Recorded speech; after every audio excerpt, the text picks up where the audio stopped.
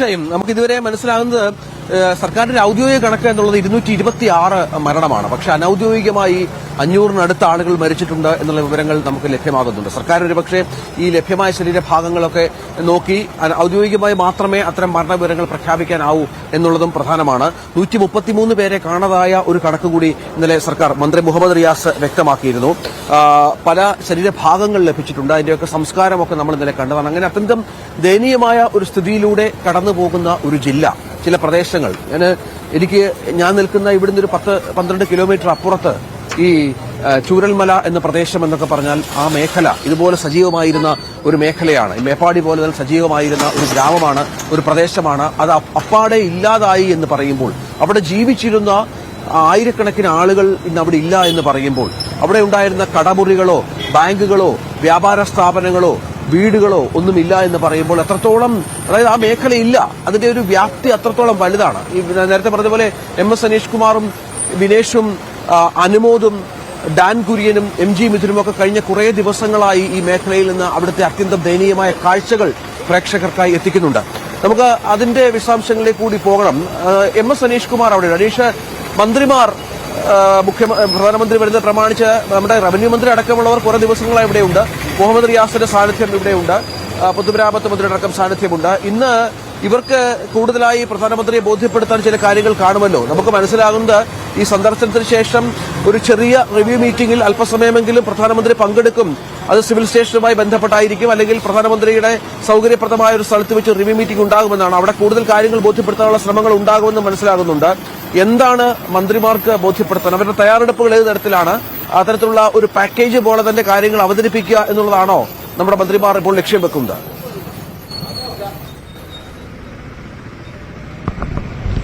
തീർച്ചയായും സമഗ്രമായ ഒരു പുനരധിവാസ പാക്കേജ് തന്നെയാണ് മന്ത്രിമാർ പ്രധാനമന്ത്രിക്ക് മുന്നിൽ വെക്കുക, അല്ലെങ്കിൽ സംസ്ഥാന സർക്കാർ മന്ത്രിമാർക്ക് മുന്നിൽ വെക്കുക. കഴിഞ്ഞ ഏതാനും ദിവസങ്ങളായി, അതായത് ദുരന്തമുണ്ടായ ദിവസം മുതൽ ഇവിടെ തങ്ങി കാര്യങ്ങൾ ഏകോപിപ്പിക്കുകയാണ് മന്ത്രിമാർ. അല്പസമയത്തിനകം നമുക്ക് അവരുടെ പ്രതികരണം ലഭ്യമാവും. റവന്യൂ മിനിസ്റ്റർ കെ രാജൻ താൽക്കാലികമായ അത്യാവശ്യ കാര്യത്തിനായി തൃശൂർ വരെ പോയിരുന്നു. അദ്ദേഹം പുലർച്ചെ തന്നെ ഇവിടേക്ക് മടങ്ങി ഒരു 9 മണിയോടുകൂടി കളക്ടറേറ്റിലെത്തും എന്ന് അറിയിച്ചിട്ടുണ്ട്. മന്ത്രി റിയാസും ആ ദിവസം മുതൽ നിൽക്കുന്നു. അർദ്ധരാത്രിയിലും മറ്റുമൊക്കെയാണ് കോഴിക്കോട് എന്തെങ്കിലും വ്യക്തിപരമായ ആവശ്യങ്ങളുണ്ടെങ്കിലും പോയി പുലർച്ചെ തന്നെ വീണ്ടും ഇവിടേക്ക് മടങ്ങിയെത്തുന്ന രീതിയിലാണ് കാര്യങ്ങൾ ക്രമീകരിച്ചിരിക്കുന്നത്. എന്തായാലും നിരവധി പ്രശ്നങ്ങളാണ് സംസ്ഥാന സർക്കാരിന്റെ മുന്നിൽ ഈ ഉരുൾപൊട്ടലുമായി ബന്ധപ്പെട്ടുള്ളത്. കാരണം സംസ്ഥാന സർക്കാരിന് മാത്രം താങ്ങാവുന്ന ഒരു ആഘാതമല്ല ഉണ്ടായിരിക്കുന്നത്. ഒപ്പം ദുരിത ആശ്വാസ നിധിയിലേക്കൊക്കെ ലഭിക്കുന്ന സംഭാവനകൾ കൊണ്ടൊന്നും ഒന്നും ആവാത്ത ഒരു സാഹചര്യം. കാരണം ഒരു ATM കാർഡ് പോലും കയ്യിൽ ഇല്ലാത്ത വിധം ഒന്നുമില്ലാത്ത ആൾക്കാരായി മാറിയ ആളുകളാണ്. അവർക്ക് സാമ്പത്തികമായ സഹായം നൽകണം, മറ്റ് പുനരധിവാസം നൽകണം. ഇങ്ങനെയുള്ള ഒരുപാട് പ്രശ്നങ്ങൾ സർക്കാരിന് മുന്നിലുണ്ട്. കേന്ദ്രത്തിൽ നിന്ന് സംസ്ഥാന സർക്കാരിന് ലഭിക്കുന്ന ഈ ദുരിതാശ്വാസ നിധിയാവട്ടെ വളരെ ചുരുങ്ങിയതാണ്. മറ്റ് സംസ്ഥാനങ്ങളുമായി തട്ടിച്ചു നോക്കുമ്പോൾ ഈ മഹാരാഷ്ട്ര പോലെ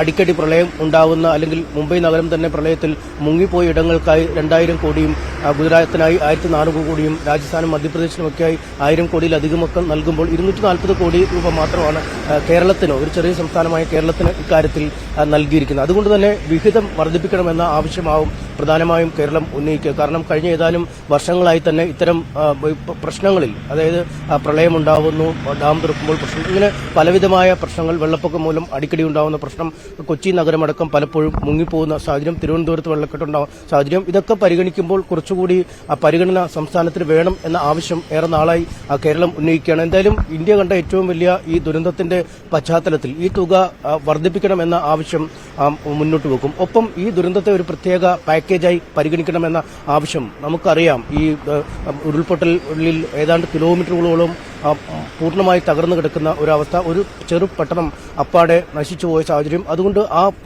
ആ സ്ഥലങ്ങളിലെ അവശിഷ്ടങ്ങൾ നീക്കുന്നത് പോലും ഒരു വലിയ ജോലിയാണ്. അതിനുശേഷം അവർക്കായി ഉചിതമായ ഒരു ടൗൺഷിപ്പിനുള്ള സ്ഥലം കണ്ടെത്തണം, ടൗൺഷിപ്പിനായുള്ള അനുബന്ധ കാര്യങ്ങൾ കണ്ടെത്തണം. ഒപ്പം അവരുടെ ജീവനോപാധികൾ പലർക്കും നഷ്ടമായിട്ടുണ്ട്. അത്തരം ജീവനോപാധികൾ നൽകണം.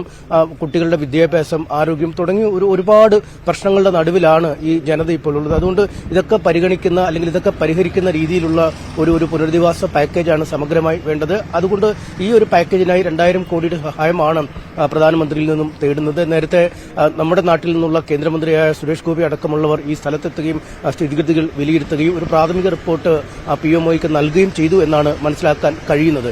ഇതടക്കമുള്ള കാര്യങ്ങൾ പരിഗണിക്കും. ഒപ്പം ആർമിയുടെയും NDRFന്റെയും ഒക്കെ ഉന്നത ഉദ്യോഗസ്ഥർ ഈ സ്ഥലങ്ങളിൽ ദിവസങ്ങളായി ക്യാമ്പ് ചെയ്താണ് രക്ഷാപ്രവർത്തനം ഏകോപിപ്പിച്ചത്.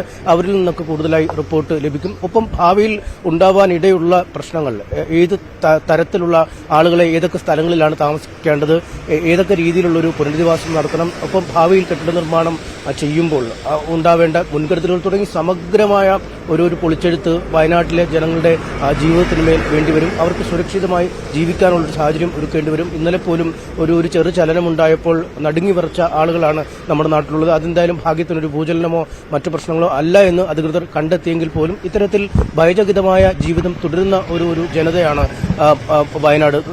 ഏതാനും മാസങ്ങൾക്ക് മുമ്പ് നമ്മൾ കേരളം മുഴുവൻ കണ്ണീരൊഴുക്കിയത് വയനാട്ടിലെ ഈ വന്യജീവികളുടെ ആക്രമണം മൂലം ആളുകൾ മരിക്കുന്ന സാഹചര്യം ഇപ്പോഴും പലയിടങ്ങളിലും ഇത്തരം സംഭവിച്ചുകൊണ്ടിരിക്കുന്നു. അതുകൊണ്ട് തന്നെ സമഗ്രമായ ഒരു പാക്കേജ് വയനാടൻ ജനതയുടെ ജീവിതത്തിനുമേൽ വേണം. അത്തരം ഒരു ആവശ്യമാവും സർക്കാർ പ്രധാനമന്ത്രിക്ക് മേൽ വെക്കുക. എന്തായാലും രാഹുൽ ഗാന്ധി അടക്കമുള്ളവർ പ്രധാനമന്ത്രിയുടെ വരവിനെ സ്വാഗതം ചെയ്തുകൊണ്ട് എക്സിൽ പോസ്റ്റ് വരെ ഇട്ടു.